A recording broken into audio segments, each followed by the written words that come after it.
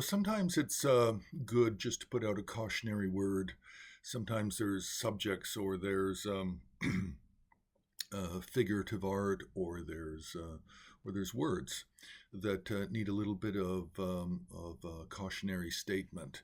And the word here is Ucchushma. And this is a Sanskrit word. It's conjunct word. And it's a little difficult to explain the meaning, really. It's I think the earliest use was an epithet for the god Agni, coming out of early Vedic literature.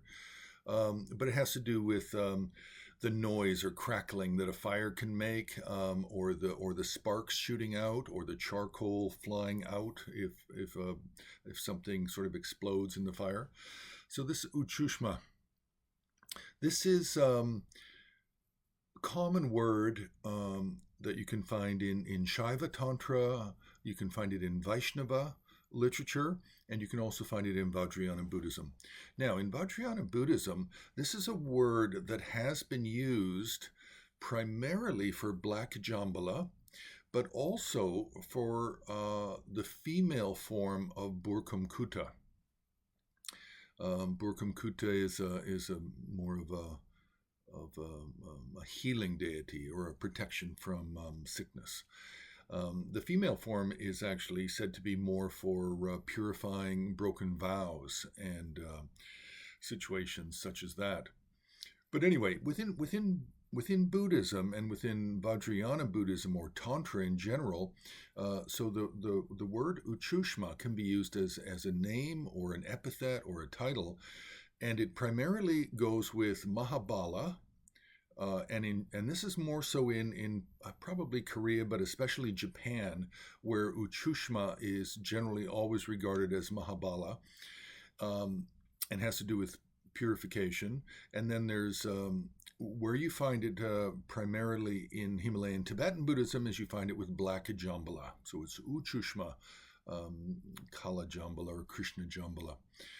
And I have not really seen it that often with the male forms of Bhurkumkuta, but I do see it more often with the female form, black form of Bhurkumkuta.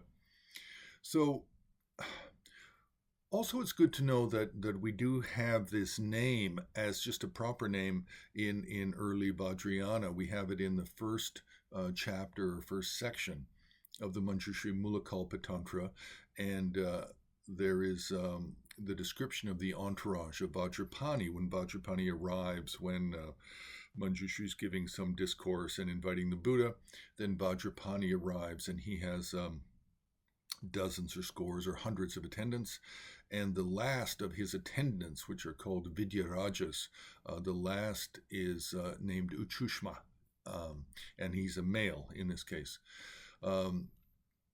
So this is just a cautionary point about this term Ucchushma, and understand it to mean more of a title or an epithet, and it doesn't actually mean a specific deity.